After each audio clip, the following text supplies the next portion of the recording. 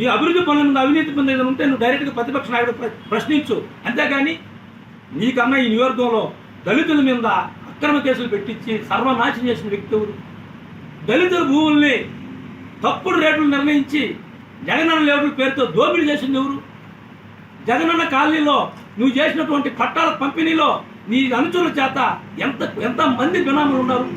Revenue అధికారులు పోస్టింగ్లో నువ్వు ఎంత దుర్మార్గమైనటువంటి పనులు చేస్తున్నావు. ఇవన్నింటిని కూడా తొందరలో బట్టబయలు చేస్తాం.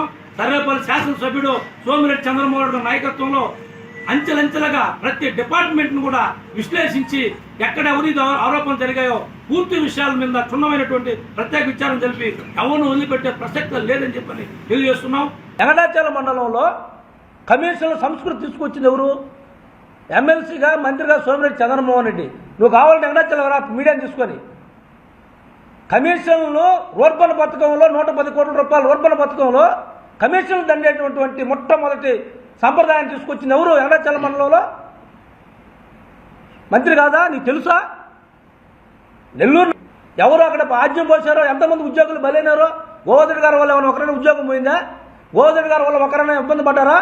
ఎవరి వల్ల ఇబ్బంది పడ్డారు మీకు తెలుసా? వెంకటాచలం మండలం ఏం జరుగుతుందో సర్వేపల్లి వాళ్ళకి ఎల్లలు తెలియదు. పరిశ్రమలు దోపిడీ ఎవరు చేశారు? ఈరోజు జెన్కో యాక్స్పాండ్ విషయంలో ఎవరు అవినీతి పనులు చేశారు? ఈరోజు ముత్తుకూరు వెంకటాచలం మండలాల్లో జరిగినటువంటి రకరకాలైన పరిస్థితులు నకిలీ డాక్యుమెంట్స్ అని చెప్పని ప్రశ్నిస్తారు.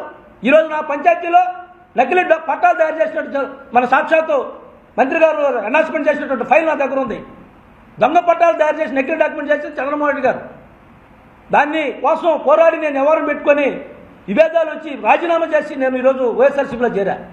గోవర్ధన్ రెడ్డి గారు ప్రజా సంక్షేమం కోసం అధికారుల యొక్క పనుల మీద కానీ ప్రజా సంక్షేమం కోసం కానీ కేబినెట్ మంత్రితో మోట్టుకొని కేడర్ని కాపాడుకొని అవసరమైతే న్యాయస్థానాలకు వెళ్ళి అక్కడ పోరాడి మనోధైర్యం ఇచ్చేటువంటి దొమ్మగల నాయకుడు కాకాని గోవర్ధన్ రెడ్డి గారు.